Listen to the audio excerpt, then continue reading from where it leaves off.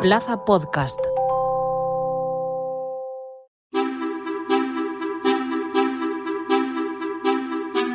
Sentir mariposas en el estómago es una expresión que utilizamos para describir la sensación que sentimos en el abdomen cuando estamos enamorados. El enamoramiento es un estado emocional que se caracteriza por la alegría y la fuerte atracción de una persona hacia otra. Y aunque cuando se está enamorado tendemos a pensar que es para toda la vida, en muchas ocasiones las mariposas no duran eternamente. Desenamorarse puede ser un sentimiento aterrador porque es darse cuenta de que no sientes lo mismo que antes por esa persona, una mezcla de sentimientos entre culpabilidad y decepción, muchas preguntas y a veces pocas respuestas. Hoy en Plaza al Día, ¿por qué nos enamoramos y por qué nos desenamoramos?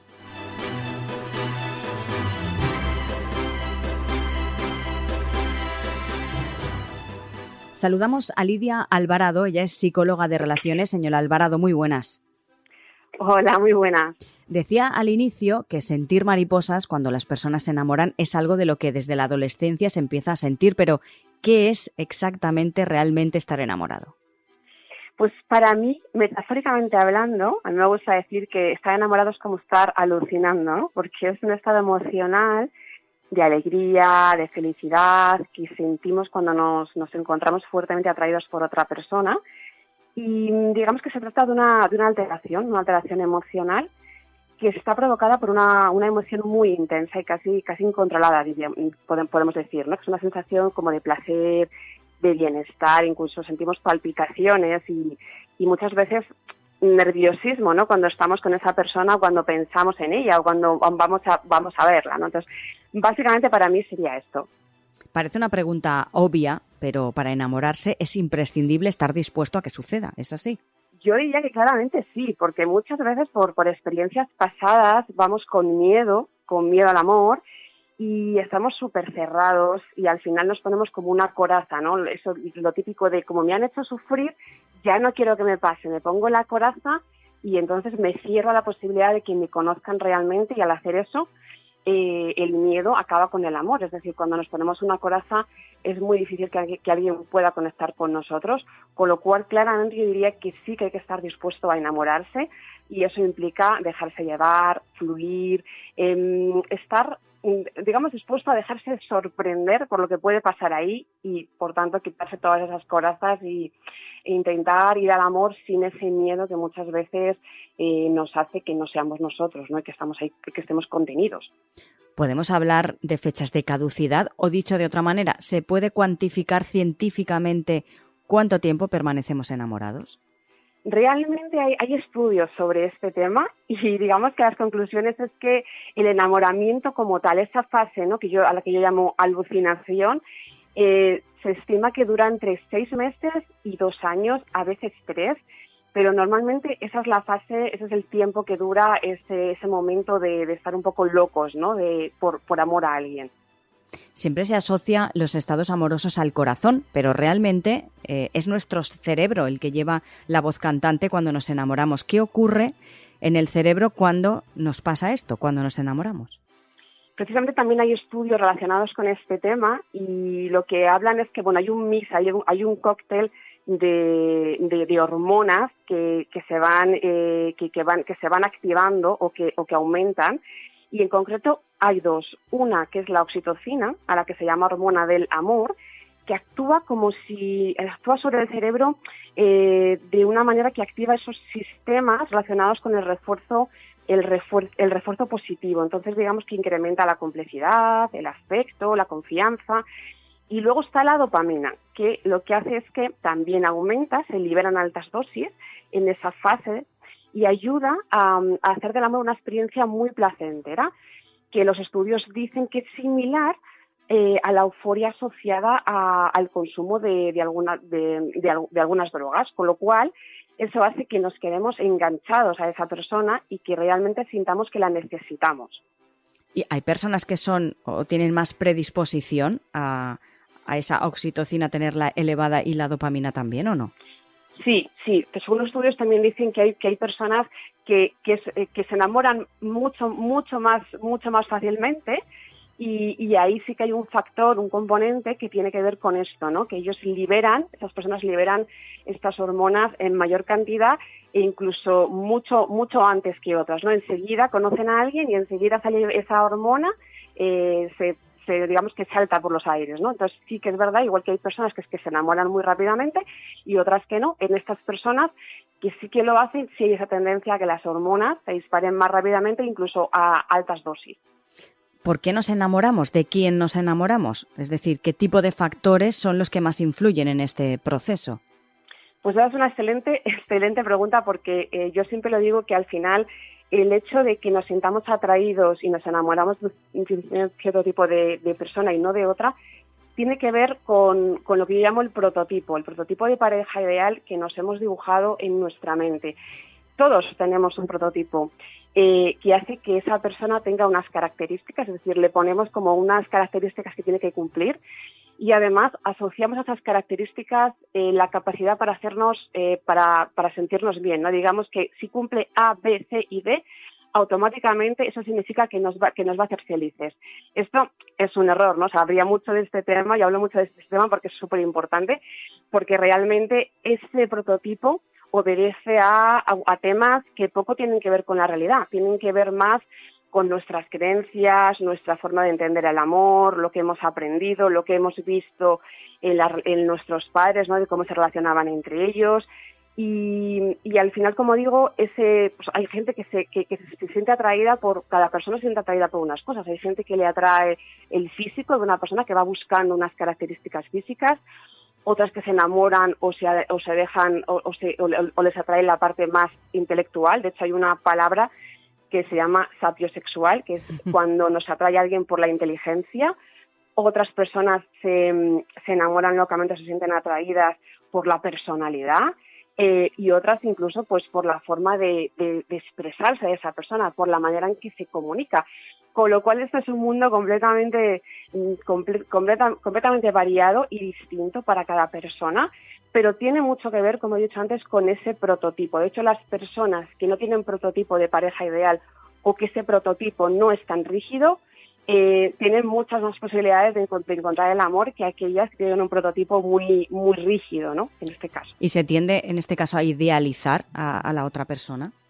Completamente. De hecho, una de las características del enamoramiento es decir, idealizamos a nuestras parejas o a la persona que tenemos delante, y eso significa que no la vemos como realmente, sino como queremos que sea.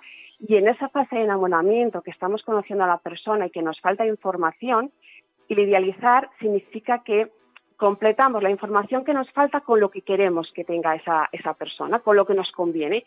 Y eso forma parte de ese enamoramiento. Nos estamos enamorando de nuestro ideal. Yo es lo que siempre lo digo, ¿no? Que al final colocamos en el pedestal a esa persona y le conferimos unas cualidades que no estamos viendo, pero que nos gustaría. Y ahí es cuando... Y que quizá no las tenga tampoco. Por supuesto. Ahí está el tema, que luego cuando esa fase del enamoramiento pasa, empezamos a quitar... a ver todos los defectos. Exacto, quitamos el lazo a la persona y la empezamos a ver cómo es. Y ahí pueden pasar dos cosas: o que nos guste lo que estamos viendo, o que no nos guste para nada, y es cuando las cosas ya acaban mal, digamos. Claro. En términos de amor en general, ¿hay diferencias entre el comportamiento sentimental del hombre y el de la mujer? Es decir, ¿lo vivimos, sentimos y manifestamos de diferentes maneras? Totalmente, por eso surgen tantos conflictos al principio, ¿no? Digamos que las mujeres, y esto no es un tema de machismo, feminismo, es un tema de que las cosas pasan así la mayoría de las veces. Puede haber excepciones, lógicamente, pero la mayoría de las veces las mujeres tendemos a querer ver a la persona constantemente. Necesitamos tener la seguridad de que esa persona va a estar ahí, y estamos intentando un poco controlar lo que está pasando en las primeras etapas, ¿no? Entonces queremos hablar con esa persona, le mandamos mensajitos y esperamos que nos responda rápidamente, queremos que nos proponga planes lo más a menudo posible, y en cambio el hombre lo digo de una manera como más pausada, y sigue existiendo ahí, digamos, está muy ligado el interés del hombre a lo difícil que se lo pongan, a pesar de que yo voy siempre en contra de las estrategias para ligar, pero esto es así, es decir, al hombre se lo pones muy fácil, de verdad es todo muy hecho, si estás ahí disponible a las 24 horas del día, al final les falta, ¿no?, ese puntito como de reto que tiene que haber. Y esa es una gran diferencia, sobre todo en las primeras etapas, ¿no? La mujer espera que el hombre esté ahí siempre y el hombre no necesita estar todo el rato con esa persona. Y como digo, hay excepciones, pero la norma y lo general suele ser esto. Metidos ya de lleno en el amor, existen varios comportamientos imprescindibles para su éxito. Podemos hablar de la intimidad, la pasión o el deseo y el compromiso, todos ellos diferentes pero a la vez vitales, sobre todo para la supervivencia de ese amor, ¿no? Totalmente. Hay unos factores que no deben faltar, como bien has dicho, esa pasión y esa intimidad, que no siempre tiene que ver con el sexo. Puede haber pasión e intimidad sin necesariamente terminar en una relación sexual. También es importante la comunicación, es fundamental y es uno de los ingredientes que se suele deteriorar con más frecuencia cuando van pasando los años. Se suele decir que la manera en que las parejas se comunican y hablan entre sí es un predictor de cómo está esa relación, digamos que es un termómetro, ¿no?, de lo que está pasando ahí. También es importante los hábitos. De esto se habla muy poco, pero las parejas que tienen éxito y que con el paso de los años sobreviven a aspectos como el paso del tiempo, la monotonía, por ejemplo, todas estas parejas que sobreviven a todo esto, lo que han hecho ha sido, tienen unos buenos hábitos en esa relación, hábitos que existían cuando se conocieron y que han trabajado para que no desaparezcan. Y esto es fundamental, son rutinas del día a día que antes se hacían y que se van abandonando. Y es súper importante, ¿por ejemplo? ¿no? Por ejemplo, sorprender a la otra persona, no dar por hecho que siempre va a estar ahí, ¿no? Sino cosas que hacíamos cuando estamos enamorados, pasa mucho que hacemos como locuras, ¿no?, de amor. Pues a lo mejor intentamos sorprender a la otra persona mandándole un mensajito cariñoso en un momento del día, o le dejamos una nota. Cada uno tiene un poco su estilo, ¿no?, de comunicación, pero en definitiva hacemos cosas para que el otro sepa que nos gusta, que le queremos, y eso va desapareciendo. Entonces es muy bueno mantener esos hábitos. Por ejemplo, otra cosa importante, lo de no irse a la cama enfadados nunca. Parece una tontería, pero no lo es. Entonces, al final, yo diría que es bueno llegar a pactos para que cada uno para que los dos pongan el 500% en esa relación y que de verdad, o sea, esforzarse para que las cosas funcionen. No hay que dar por hecho nada en la relación y las cosas que se han ido perdiendo hay que recuperarlas y para eso exige lógicamente una voluntad, ¿no? Si uno no quiere, pues evidentemente no se puede hacer nada. Y una palabra que yo creo que has dicho que es clave, esfuerzo, que quizá con el tiempo pues se va diluyendo y la energía no es la misma con 20 que con 40 o 50 y sí que es verdad que ese esfuerzo a veces cuesta, ¿no?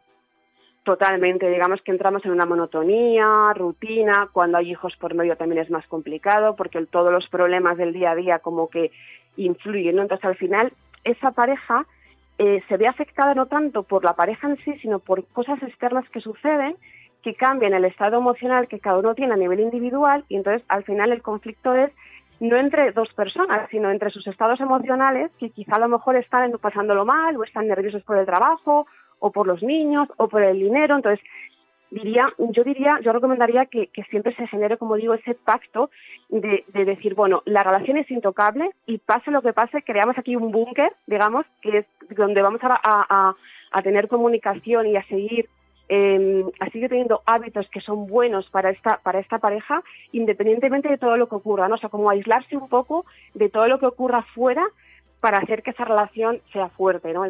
Yo sé que es complicado y que la teoría es muy fácil y que luego la práctica es complicada, pero se puede hacer y de hecho las parejas que funcionan lo hacen. Decía usted falta de comunicación, monotonía. También puede darse el caso de que se den cambios individuales en cada una de las partes de una pareja y que la compatibilidad se resienta. Quizás pues es posible que hace años los dos tuvieran los mismos objetivos vitales y ahora no sea así. ¿Cómo se puede llegar otra vez a conseguir esa unión, ese punto que se ha perdido? Pues la verdad es que puede suceder efectivamente que las personas evolucionen de una manera diferente. Aunque estén como pareja, pero que cada uno, digamos, evolucione y fruto de esa evolución y de ese crecimiento... O madure también de otra manera. Exacto. Pues llega un momento en el que sus caminos empiezan a separarse. Y ahí es cuando empiezan los problemas, porque eso, cuando uno evoluciona, eso implica que también cambia su manera de ver el mundo, su manera de entender las cosas y los objetivos. Entonces, para, digamos, reconducir todo eso, es importante, primero, que los dos quieran hacer algo para que esa relación continúe. Tiene que haber voluntad por ambas partes. Si solamente es uno el que quiere luchar para que eso mejore, se puede hacer, porque hay terapias que se hacen solamente con una de las dos personas, porque cuando uno cambia, también cambia el otro, ¿no? De manera, sin que se dé cuenta, se va ajustando a la persona que tiene y que está haciendo cambios y al final también cambia. Pero lo ideal es que las dos personas quieran hacerlo. Ese es el punto número uno. Si las dos personas quieren hacerlo, a partir de ahí es ver en qué puntos están completamente alejados e intentar llegar a un punto en común, de tal manera que cada uno independientemente pueda hacer cosas que les hagan sentirse bien y luego tengan ese espacio en pareja común, ¿no? Porque si todo se hace de una manera individual, al final esa conexión se va. Ya sé que es una pregunta un poco complicada, pero para finalizar, ¿qué diría usted que es más fácil, enamorarse o desenamorarse? Pues yo diría que es más fácil enamorarse, siempre que no haya, como hemos dicho antes, no miedos y bueno, se ponga uno una coraza y no quiera. Pero yo creo que es más fácil enamorarse porque cuando esto pasa, digamos que no le ponemos cabeza, ¿no? Yo creo que es una cosa que simplemente pasa.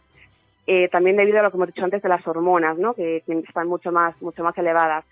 Y sin embargo, para desenamorarnos necesitamos que sucedan cosas, es decir, a veces pensamos, es que me acosté y me levanté y miré a la persona que tenía al lado y de repente me di cuenta que no sentía lo mismo. Pero eso no es así, es decir, aunque lo sintamos que pasa de un minuto para el otro, la realidad es que para que eso pase tienen que suceder una serie de cosas. Hay una mochila detrás pesada. Totalmente, es decir, han pasado una serie de cosas que se han ido sumando, de las que a lo mejor no hemos sido conscientes, pero poco a poco han ido que ese sentimiento de enamoramiento se vaya perdiendo, se vaya transformando. Y a lo mejor tenemos cariño por esa persona, que muchas veces me encuentro gente que dice, ¿cómo me voy a separar si le tengo un cariño enorme? Pero no es amor, ¿no? Entonces, yo creo que es más fácil enamorarse y desenamorarnos es un proceso. Que cuesta, sobre todo, asimilar a veces. Totalmente, porque al final desenamorarse implica que tienes que tomar una decisión y eso no nos gusta a nadie, porque implica, pues si hay hijos de por medio, eso va a generar un conflicto. Si estamos conviviendo con esa persona, alguien tiene que dejar la casa. Entonces, todo eso implica un cambio radical en la vida. Muchas veces nos hemos acostumbrado a estar con esa persona y todo lo que sea un cambio, pues, salir de nuestra zona segura, nos cuesta muchísimo. Con lo cual a veces hay parejas que ya no se aman como tal, que se han desenamorado desde hace mucho tiempo, pero conviven por esa costumbre, digamos. Pues Lidia Alvarado, psicóloga de relaciones, gracias por estar hoy con nosotros. A vosotros, un placer. En un tema tan complejo como el amor, ciertos mitos impiden ver la realidad. Los expertos en la materia nos ayudan a entender, por ejemplo, que la media naranja no existe y que enamorarse es mucho más sencillo que desenamorarse. Pero lo segundo, el desamor, puede surgir en cualquier momento. Es algo que con trabajo y sobre todo con mucho esfuerzo puede revertirse y una de las claves para conseguirlo es tener una buena comunicación y unos buenos hábitos, entre ellos seguir sorprendiendo a la pareja por muchos años que ellos lleven juntos. Plaza al Día es el daily de todas las cabeceras del Grupo Plaza, lo pueden escuchar también a través de las principales plataformas de podcast a las que pueden suscribirse y enviarnos sus comentarios.